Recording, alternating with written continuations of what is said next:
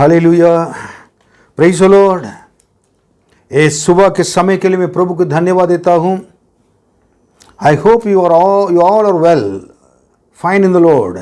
आप सब लोग परमेश्वर में और सही सलामत हैं, ये मेरे विश्वास है। और आज परमेश्वर के वचन में मनन करने के लिए हम लोग जहाँ पर उपस्थित हैं, और जितने लोग मेरे आवाज़ को सुन रहे हैं यूट्यूब के द्वारा, प्रभु आपको आशीष दें। जब आप इसको देखेंगे, इस मनन करने के विषय में बाइबल अध्ययन होंगे, आप अपने बाइबल को लेकर आप ही बैठिए, सुनिए। परमेश्वर आपसे क्या कहता है उसको आप सीखिए। प्रभु आपको आशीष दें। आज हम एक परमेश्वर का इस महान दास के बारे में परमेश्वर के वचन से मनन करने जा रहे हैं। उनका नाम यहोशू मूसा का सेवक था। उनके बारे में कुछ बातें मैं बताना चाहता हूँ। और परमेश्वर उनके संग रहा, बाइबल में लिखा है। उनके यहोशू के संग परमेश्वर रहने का कारण क्या था? किस हम चाहते हैं कि हम हमेशा कहते हैं प्रभु मेरे साथ हैं, प्रभु मेरे साथ हैं कहते हैं, लेकिन कभी कभी धोखे में रहते हैं। हमें अपने आप को कंफर्म नहीं कर पाते हैं कि प्रभु हमारे साथ नहीं है। कई लोग संसार में जो संसार की आशीषें अगर मिलती हैं, उसको लेकर कहते हैं कि प्रभु मेरे साथ हैं, प्रभु जो कुछ मैं मांगता हूँ देता है। उसी से हम कभी नहीं कह सकते हैं कि प्रभु हमारे साथ क्या है। संसार के आशीषों की वजह से, संसार के आशीषों की वजह से कभी ये नहीं कह सकते कि प्रभु हमारे लिए क्या है कि मेरे साथ हैं, मुझे खुश हैं। जब हमारे जीवन ठीक नहीं है, परमेश्वर के सामने अगर कोई भी आशीष मिल रही है, उसको लेकर हम कभी एक गनीमत ये नहीं करना चाहिए। अगर हमारे जीवन में कोई नुकसान हो गया, अगर परेशानी, कष्ट और वेदना में आ गए, परमेश्वर हमसे प्रेम नहीं करता है, ये परमेश्वर के इच्छा नहीं है, ये और ये इच्छा कहकर हम निर्णय नहीं ले सकते। परमेश्वर हमें कोई भी चीज़ों में, बुरी चीज़ से हमें कभी क्या नहीं करते, परीक्षा में नहीं डालते हैं। ठीक है, अब आएंगे हम लोग। परमेश्वर एक मनुष्य के साथ रहने के लिए क्या क्या चीज़ की जरूरत है। परमेश्वर यहोशू के संग रहे। इस वचन को हम पढ़कर उसके बाद आगे बढ़ेंगे। मैं बताऊंगा कि क्यों परमेश्वर यहोशू के संग रहने के कारण क्या था, और ये हम लोग इसी पर आज मनन करेंगे। निकालिए यहोशू की किताब 6वां अध्याय 27वां वचन। और यहोवा यहोशू के संग रहा, और यहोशू की कीर्ति उस सारे देश में फैल गई। और यहोवा परमेश्वर यहोशू के संग रहा, और यहोशू की कीर्ति, उसका फेम वो सारे देश में फैल गई। जहां पर परमेश्वर यहोशू के संग रहा लिखा हुआ है, बहुत अच्छा हम चाहते हैं। दाऊद भी कहता है भजन संहिता 23 में, प्रभु मेरे साथ रहता है। और बाइबल में कई लोगों के साथ प्रभु उनके संग रहा, बाइबल में लिखा है। यहाँ पर यहोशू को परमेश्वर ने उनके संग रहे। आप मूसा का डेथ हो गया था, मूसा मर गया था, मरने के समय आ गया था। और उस समय क्या कि परमेश्वर ने मरने से पहले, मूसा के डेथ के पहले, और परमेश्वर ने मूसा से बातें कर रहे थे कि आप क्या करना कि ये संसार छोड़कर तुम जाने वाले हो, और इसलिए आप क्या करना, ये एक लीडर आपके पीछे क्या करना का आप तैयार कर लेना, कहकर परमेश्वर ने यहोशू के नाम को उन्होंने बताया था। ओके, क्यों परमेश्वर चुनाव में और भी लोग थे, लेकिन यहोशू को क्यों प्रभु ने चुना था? मूसा क्यों परमेश्वर ने कहा था कि तुम कनान देश के अंदर प्रवेश नहीं कर पाओगे? उसका कारण यही था कि मूसा इतने साल तक हर चीज में परमेश्वर के आज्ञा को पालन करते आ रहा था। आप निर्गमन की किताब आखिरी किताब में देखेंगे, आखिरी चैप्टर देखेंगे, तो जैसा परमेश्वर ने कहा, आज्ञा दिया, मूसा ने किया, ऐसा परमेश्वर के महान दास था मूसा। लेकिन मूसा ने ऐसे समय पर परमेश्वर ने एक बात कहा था करने के लिए, उस बात को क्या कहा, उनका आज्ञा को नहीं मानने की वजह से उसको किया था। जैसे परमेश्वर ने कहा था वैसे नहीं किया, अपनी मर्जी के अनुसार होने करने की वजह से परमेश्वर ने कनान देश जाने से उनको रोक दिया। साथ साथ हारून को भी कह दिया कि वो भी के नहीं प्रवेश नहीं कर सकता है। आप प्रभु की बातों को करते हैं, प्रभु जैसा आज्ञा देते हैं, आप प्रभु की बातों को सुनते हैं, आप करते हैं, लेकिन प्रभु जैसे कहते हैं वैसे अगर कोई करेगा परमेश्वर उनसे प्रसन्न होंगे। अगर उनके जो भी प्रभु की बातों को सुनकर अपने मर्जी के अनुसार करेगा, मर्जी के अनुसार कर उन्हें प्रभु की बातों को कर लिया है, प्रभु ने जैसा कहा था वैसे कल कहता, परमेश्वर क्या नहीं उनसे प्रसन्न नहीं होंगे। कई बार हमारे जीवन में यही प्रॉब्लम है, प्रभु के बातों को सुनते हैं बड़ा अपनी मर्जी के अनुसार चलते हैं, प्रार्थना अपने मर्जी के अनुसार, बाइबल पढ़ना अपने मर्जी के अनुसार, उठना बैठना अपने मर्जी के अनुसार, कहीं भी जाना आना अपने मर्जी के अनुसार, हमारा प्लान पूरा अपने मर्जी के अनुसार। परमेश्वर से इतना भी हम मांगते नहीं है, हमको यह विश्वास नहीं कि प्रभु हमसे बात कर सकता है। इसलिए परमेश्वर कभी कभी लोगों के ऊपर लोगों से खुश नहीं होते, प्रसन्न नहीं होते हैं। सब कुछ सुनने के बाद कि मैं अपनी मर्जी के अनुसार चलने वाले के व्यक्ति को परमेश्वर अपनी मर्जी के अनुसार चल नहीं देते, उनके रास्ता पर प्रभु रोकते नहीं है। इस जगह पर परमेश्वर मूसा को मूसा ऐसे करने की वजह से परमेश्वर ने क्या था कि इतने साल तक मेरे दास था, ये भी नहीं देखा परमेश्वर ने।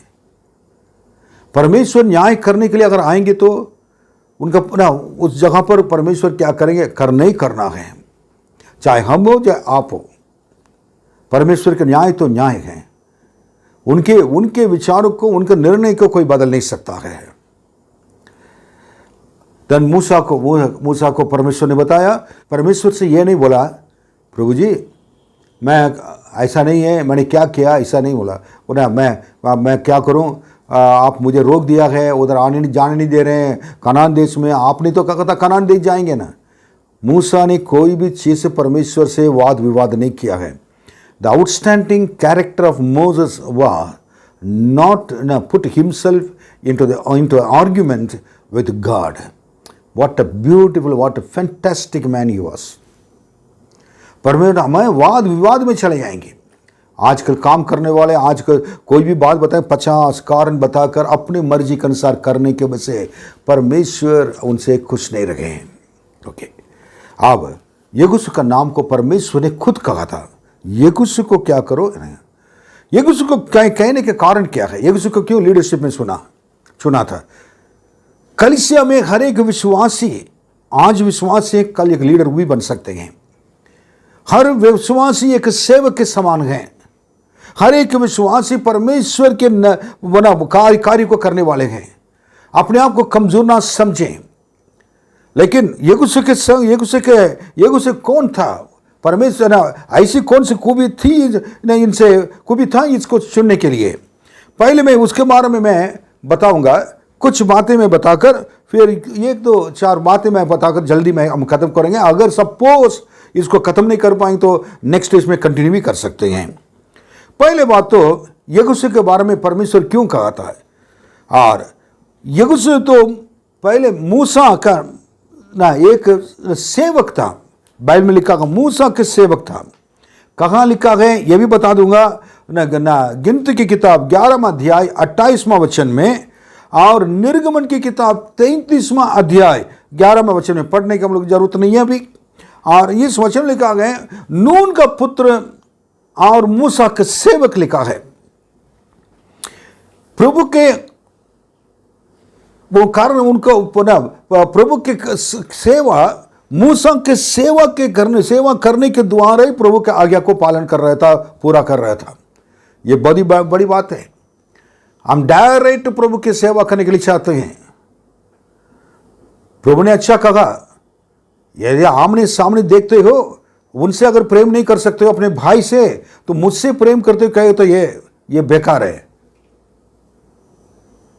हर एक व्यक्ति परमेश्वर के सेवक लोग कोई भी हो, जिनको जिनको आपको वो एक ओवरसीयर, एक चरवाही के रूप में रखा है, उनकी सेवा करने के लिए सीखना है। मैं कई साल तक अपने पासबान के नीचे रहकर सेवा कर कर उन सारे आशीषों को लेकर आया मैं। इसलिए आज उनके आशीर्वाद, मेरे पास्टर के आशीर्वाद आज मेरे सिर पर हैं। हालेलुया। इसके लिए मैं प्रभु को धन्यवाद देता हूं। फिर उसके बाद और इन्होंने यहोशू ने उनके बहुत अच्छी बात ये थी कि जब ये कनान देश के पास पहुंच गए थे इजराइल लोग, उन्होंने कहा था जाकर उन लोग को क्या कि जो स्पाई करने के लिए, जासूसी करके आने के लिए कहा था। पहले जो 10 लोग गए थे, 12 लोग, उन लोग ने क्या किया, गलत रिपोर्ट लेकर आए थे, जिसके वजह से इजराइल लोग घबराए गए थे। उधर के लोग बहुत ये है बहुत पहलवान लोग हैं, राक्षस लोग हैं, हमें मार देंगे, हम तो दुबले बतलेंगे जंगल में, बस इतने जगह खाकर हम दुबले बतले होकर आए। ये सब कुछ उल्टा सीधा बोलकर लोगों को, सभा को अंदर एक बहुत बड़ा परेशानी, निराशापन डाल दिया था। हमेशा याद रखना है, हमें कलीसिया में हर एक के विश्वास ही एक दूसरे को उत्साहित करना जरूरी है। किसी को भी निराशापन में डालकर और अविश्वास की बातों को नहीं कर सकते। जब यहोशू ने देखने के बाद कहा चुप रहो, मैं जाऊंगा, मैं खुद जाकर क्या बाल लेकर आकर फिर सही बातें बताऊंगा कहकर यहोशू गया था कानान देश के अंदर जासूसी करने के लिए। उधर से जब वापस आया यहोशू काले, अरे वो लोग कुछ नहीं है हमारे सामने, उनसे भी बढ़कर हमारा परमेश्वर महान है। अगर प्रभु हमारे साथ रहेंगे, प्रभु परमेश्वर हमारे संग रहेंगे तो हम उनको जीतेंगे, ऐसे कहा। ये चीज को प्रभु कभी ऐसा अपने सामने रखकर चलता था। मैं रहूंगा तो जीत जाऊंगा, ये नहीं कहा। प्रभु हमारे संग रहेंगे तो हम जीत सकते हैं। ये कहा गिनती किताब में और 14 अध्याय में और 6, 7, 8, 9 सब में देखेंगे लिखा हुआ है। ओके, देन उसके बाद उन्होंने परमेश्वर के आत्मा को पाया हुआ एक व्यक्ति था। और वचन बताने से ऐसे बताते जाऊंगा, वचन बाद में बताऊंगा। और ये इसलिए मूसा के पीछे परमेश्वर ने और यहोशू को चुना था। और यहोशू उसके बाद परमेश्वर के प्रतिज्ञा को पाया था। और यही यहोशू बाद में परमेश्वर के प्रतिज्ञा को पाकर और लोगों को यरदन नदी को पार कराने के लिए उन्होंने आगे विश्वास के साथ लेके गया। मूसा तो लाल समुद्र को पार करा कर लेकर आया। लाल समुद्र से भी यरीको यरदन नदी बहुत खतरनाक के हैं, उस खतरनाक हिस्से को पार करा दिया इजराइल लोग को। और यहोशू के सामर्थ इतने बड़े थे और यरीको दीवार को तोड़कर विजय पाया था। और उसके बाद और जो इजराइल लोग के अंदर ही एक नहीं ये आकान एक था। और उन्होंने जब लालच के लड़ाई में जाकर सारी चीज को लाकर अपने इसको छिपा लिया था, पाप किया था। और सबके सामने उन्होंने क्या किया, उसको दंड दिया था, सजा दिया था। और लड़ाई के समय और सन, मून, चांद और सूरज को क्या उन्होंने रोका था पूरे दिन के लिए। और उसके बाद कनान देश को प्राप्त करने के बाद यहोशू ने क्या कि सारे लोगों को सही रीति से सबको बांटकर देकर सबको विश्राम करने के लिए मदद किया था। और उसके बाद उन्होंने क्या कि वो उनके परिवार के साथ मिलकर कह रहा कि मेरे परिवार यहोवा के लिए सेवा करेंगे कहकर 24वां अध्याय में यहोशू में वो कह रहा है, मैं करूंगा, मैं हम लोग करते हैं कह रहा था। So he followed God with his family, अपने परिवार के साथ परमेश्वर के पीछे उन्होंने चला। कई बार परिवार पर मेरा माँ बाप चलते हैं, बच्चे नहीं चलते हैं प्रभु के रास्ता पे। कभी बच्चे चलते, माँ बाप नहीं चलते हैं। कभी पत्नी चलती है, पति नहीं चलता, पति चलता है, पत्नी नहीं चलती है। ये उसी एग्जाम्पल है। ओके, अब इसमें मैं बताना चाहता हूं, वेरी इंपॉर्टेंट बात है। परमेश्वर यहोशू के संग रहने के कारण क्या है, वेरी इंपॉर्टेंट बातें हैं। 5 बातें मैं बताऊंगा, उसको आप नोट कर सकते हो तो नोट करिएगा। लेकिन आपके जीवन में आज पता चलेगा कि परमेश्वर आपके संग नहीं है, या इसी के द्वारा पता चल जाएगा। और तो हम धोखे में रहेंगे। प्रभु साथ साथ कहकर कई लोग क्या करते हैं कि कई गलत काम करते हैं।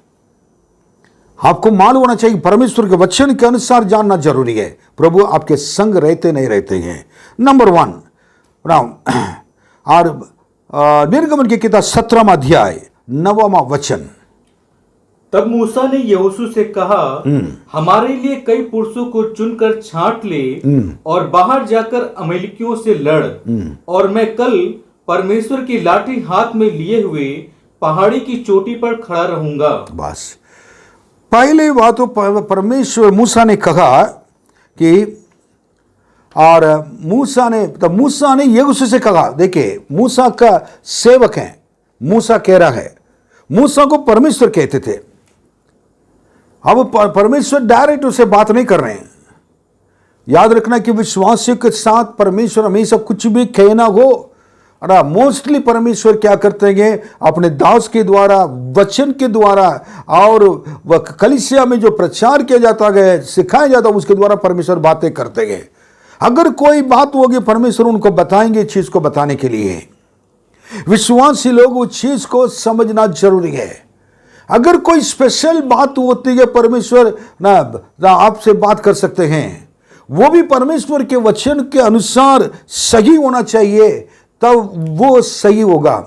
सो ये जहां पर परमेश्वर ने कहा, मूसा ने कहा, तुम जाकर कल अमालेकियों से लड़ना है, तुमको पहला युद्ध उनके साथ करना है, और तलवार लेकर चलना है, और सबके साथ लड़ाई करना है। यहोशू ने तलवार उठाया, लोग कहा चलो अमालेकियों से लड़ना है, शत्रुओं को मारने के लिए क्या प्लान कर लिया था। मूसा ने कहा, मैं पहाड़ पर जाकर क्या करूंगा, उसको चोटी पर जाकर मैं खड़े होकर अपने लाठी लेकर मैं उठाते रहूंगा हाथों को, जब तक मेरा हाथ उठाए रहेगा तब आप जीतेंगे। अगर मेरे हाथ नीचे जाएगा और अमालेकी लोग आपके ऊपर हावी हो जाएंगे। ये कहा था, इसको भी ध्यान में रखकर चलो। आप मूसा का एक बहुत बड़ी जिम्मेदारी आगे, हाथ उठाकर रखना है। फर्स्ट चीज उन्होंने जाकर यहोशू ने लड़ने के लिए लड़े। फर्स्ट बार उन्हें तलवार उठाकर शत्रुओं से लड़ने के लिए वो गया। द नंबर 1, युद्ध करने के लिए तलवार उठाया। तलवार कौन सा है? इब्रानी की किताब में 4:12 पढ़िए, उसमें क्या लिखा है? क्योंकि परमेश्वर का वचन जीवित क्योंकि परमेश्वर के वचन जीवित है और प्रबल और हर एक दोधारी तलवार से भी चोखा है, और हर एक दोधारी तलवार से भी बहुत चोखा है, और प्राण और आत्मा और गांठ और गूदे को अलग करके आर पार छेदता है, और मन की भावनाओं और विचारों को जांचता है। आप देखिए, ये दोधारी तलवार परमेश्वर का वचन है। ये युद्ध करने के लिए, शैतान से लड़ने के लिए, दुश्मन से लड़ने के लिए, या उन्होंने उस तलवार उठा के गया। लेकिन ये आत्मिक तलवार क्या गया? वचन। जिसके जीवन में परमेश्वर के वचन अर्थात तलवार अर्थात परमेश्वर के वचन को लेकर चलता है, पढ़ता है और उसके साथ उसको इस्तेमाल करता है, वो धन्य है। उदाहरण मैं अभी उसको मैं एक्सप्लेन करूंगा। कोई भी हथियार को इस्तेमाल करने से पहले वो हथियार को क्या करते हैं? चेक करते हैं, उठाते हैं, उसको खोलते हैं, उसके बाद उसको अच्छी तरह उसको स्टडी करते हैं, देखते हैं कि उसमें क्या कोई कमी तो नहीं है, और उसके खूबियों को देखते हैं, उसको अच्छी तरह रखते हैं। परमेश्वर के वचन को आपके हाथों में दिया हुआ है दोधारी तलवार, उसको आपको क्या करना चाहिए? सही तरह उठाकर उसको देखना जरूरी है, प्रतिदिन पढ़ना जरूरी है, उसको मनन करना जरूरी है, उसको प्रतिदिन साफ करना जरूरी है, और उसको पवित्र रखना जरूरी है। देन उसके बाद उसको लेकर चलता है। परमेश्वर के लोग कलीसिया में जब भी जाते हैं, बाइबल लेकर चलने की आदत होना चाहिए। मोबाइल को बाइबल लेकर आने की आदत नहीं करें। आदत ना डाले। मोबाइल में गंदी चीज भी आती है, बाइबल भी आती है, चर्च में लाकर उसको क्या करना है? अब मोबाइल देखते रहोगे, बाइबल का वचन आने के समय बाइबल देखोगे, उसके बाकी समय मोबाइल देखते रहोगे चर्च में। परमेश्वर पसंद नहीं करते हैं।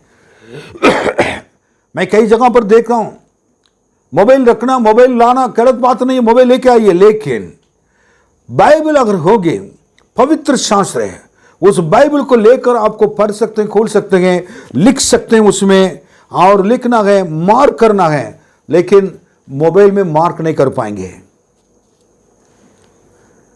तो पवित्र चीज है। चर्च में आने वाले कोई भी छोटे से लेकर बड़े तक परमेश्वर के वचन बाइबल को लाना जरूरी है। मैं देखना चाहूंगा अपने कलीसिया में लोग आते हैं, सारे लोग बाइबल लेके आते हैं, कोई भी मानव बाइबल की जगह पर मोबाइल लेकर चर्च में आना नहीं है। और आना तो मैं ही कहूंगा कि चर्च के बाहर खड़े रहिए, खड़े रहना है काफी समय तक। चर्च खत्म होने के बाद क्या करना? अंदर आना है। अंदर आके क्या करेंगे? मेरे कहने के मतलब, मैं आपसे प्रेम करता हूं इसलिए बात कहता हूं। हम शुरू से बाइबल को लेने की वजह से तो कई बाइबल पढ़कर इस बाइबल को, ये मेरा 16वां बाइबल है। ये भी बहुत रो रहा है, क्यों मैंने क्या गलती किया, क्या पाप किया तो मुझे इतना पूरा परेशान कर लिया आपने। जितना पढ़ेंगे पुराने होते जाएगा वो उतना अच्छा रहेगा।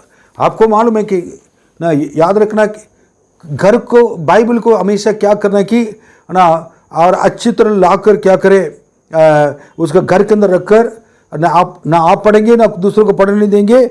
जब पास्टर आएंगे बाइबल लेके आएंगे तो बहुत अच्छी तरह लाकर आपको दिखाएंगे। ऐसा नहीं होना चाहिए।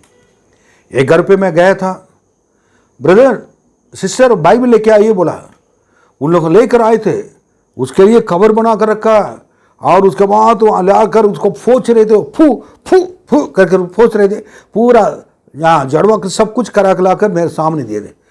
ये क्या है? मैंने पूछा था, बाइबल पास्टर जिस दिन से खरीदा था, मैं हम लोग को इसको किसी को छूने नहीं दिया, हम लोग भी नहीं छुए थे, और आप किसी को भी छूने नहीं दिया। वो हमारे चर्च में नहीं आते। उसका फिर क्या करते थे? उसी जगह पर जब पास्टर आएंगे उसके लिए, उनके लिए निकाल कर दिखाना है। अरे ऐसे परिवार भी है? बाइबल लेकर क्या है कि केवल दिखाने के लिए रखा है? पढ़ना है, ओके, देन उसको इस्तेमाल करना है। जो वचन आपने पढ़ता है, तलवार अगर होता तो तलवार को क्या करना है कि इस्तेमाल करना है। हवा में नहीं करेंगे। हवा में कुछ लोग करते रहते ना, ऐसा नहीं करेंगे। अरे पास कोई भी आएगा तो, और उधर कोई है ही नहीं, टी टी टी टी, उससे करने से कोई फायदा भी नहीं। लेकिन तलवार को दुश्मन के सामने क्या करते हैं? लेके जाते हैं। उसकी शक्ति को दिखाना है, आपके तलवार की शक्ति को उनको दिखाना है। कितने लोग को मार सकता है, कितनी आत्माओं को बचा सकता है, कितनी पापों को ना काट डाल सकता है, उस आदमी को उसको बचा कर ला सकता है। ये तलवार को इस्तेमाल करना, अर्थात वचन को इस्तेमाल करना है। अगर वचन को पढ़ेंगे नहीं, हाथ में उठाएंगे नहीं, तो इस वचन की लिखी हुई बातों को आप समझ नहीं पाएंगे। और उसके बाद उस किसी को भी यीशु मसीह के बारे में कोई पूछेगा भी आपसे, प्रभु यीशु कौन है, उनका एक वर्ड भी नहीं बोल पाएंगे। कई विश्वासी का कंडीशन यही है, हैं यीशु मसीह कौन है, कुछ बताइए ना। हाँ यीशु मसीह तो यीशु मसीह है। अरे यीशु मसीह तो कौन है? यीशु मसीह मतलब क्या है? यीशु मसीह के बारे में उनको मालूम नहीं है, उसके ऊपर बता नहीं पाएंगे। प्रभु यीशु किस लिए आए थे, क्या है, हमारा दूसरे के क्या फर्क है, हमारा परमेश्वर कौन है, वह कैसा परमेश्वर है, ये बता नहीं पाएंगे। कारण परमेश्वर के वचन को हम अच्छी तरह अगर जानते हैं तो हम किसी को भी बता सकते हैं। आज सुबह यीशु के संग परमेश्वर रहने के कारण उसने और तलवार को लेकर युद्ध करने के लिए तलवार अपने हाथ में उठाया है। आपके हमारे जीवन में आत्मिक तलवार हमको हाथ में परमेश्वर ने दिया है, अर्थात परमेश्वर के वचन हैं। इस वचन को हमको अच्छी तरह पढ़ना है, इस वचन को अच्छी तरह हमें जानना समझना है, और इसके वैसे इसके द्वारा हमें परमेश्वर की सेवा भी करना है। आज सुबह मैं कहना चाहूँगा कि आपके हाथों में दिया हुआ परमेश्वर के जो वचन को अगर आप इस्तेमाल नहीं करेंगे तो क्या होगा आपके जीवन में, और हर चीज़ फिर कुछ भी नहीं रहेगा। परमेश्वर के वचन कार्य नहीं करेगा और परमेश्वर के वचन आपके लिए लाभदायक नहीं होगा। एक तलवार को हाथों में रखकर अगर कोई इस्तेमाल नहीं करेगा तो क्या होगा, वो जंग लग जाएगा। अनेक लोग अपने जीवन में परमेश्वर के वचन को नहीं पढ़ने की वजह से उनके जीवन में जंग लग गया है। बहुत दुख की बात है। प्रभु चाहते हैं पहला हमें परमेश्वर के वचन, जो तलवार कहा जाए, इब्रानी की किताब में मैंने कहा था 4:12 में 2 धारी तलवार हैं। वो 2 धारी तलवार आपके जीवन में, मेरे जीवन में, और अर्थात परमेश्वर के वचन हमेशा रहना जरूरी है। इसको लेकर हम क्या करें, प्रतिदिन पढ़ें और परमेश्वर से मांगे। पहले हमारे जीवन को 2 धारी की तलवार का अर्थ क्या है, ये इस साइड को जो है वो चीज़ आपके जीवन को क्या करेगा, सही करेगा, काटेगा। जो चीज़ आपके जीवन में सही नहीं है उसको क्या करेगा, ये काट कर पूरा पवित्र करेगा। दूसरा क्या है कि दूसरे शैतान की शक्तियों से लड़कर उसको काट कर क्या करेगा, उसको खत्म करेगा। इसलिए 2 धारी तलवार परमेश्वर के वचन केवल दूसरे के लिए नहीं है, आपके लिए भी, हमारे लिए भी है।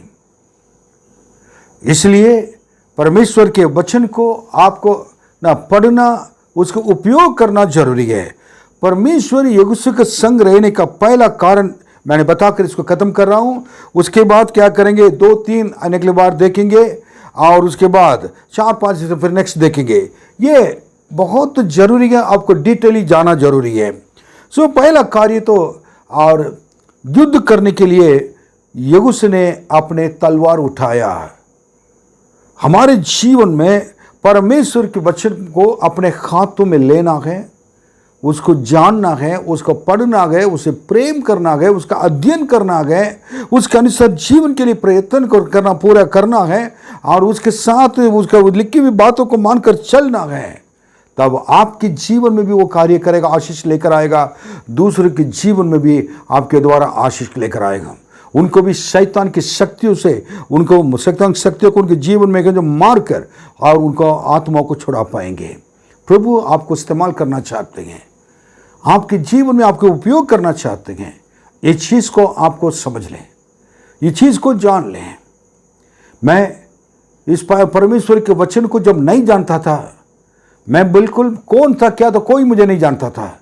जिस दिन इस परमेश्वर के वचन को मैं पढ़ने लगा, जिस हाथ में उठाने लगा, इसे प्रेम करने लगा, इसको पढ़ने लगा, अध्ययन करने लगा, इस्तेमाल करने लगा, आज पहली चीज तो 2 धारी तलवार मुझे आशीष में लाकर पहुंचा दिया।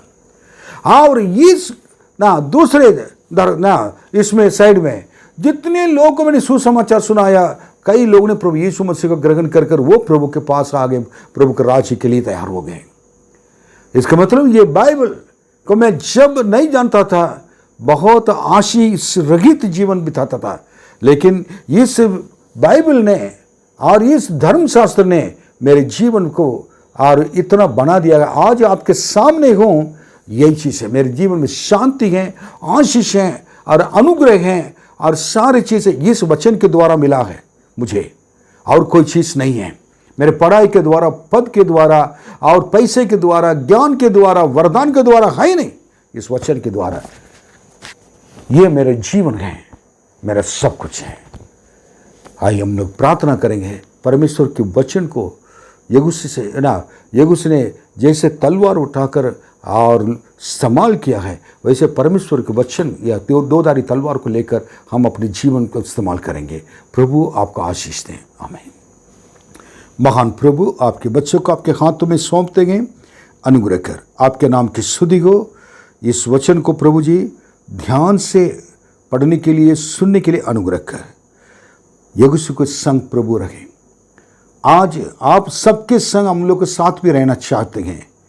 लेकिन इस चीज़ को अगर आप हमारे साथ रहना तो हमें क्या करना है उसके बारे में सीखने के लिए मदद कीजिए। आपके बच्चे जितने लोग सुन रहे हैं उनको सबको आशीष दीजिए, अनुग्रह कर सबके ऊपर आपकी दया के हाथ रखें। यीशु के नाम में मांगते हैं, आमीन। प्रभु आपको आशीष दें।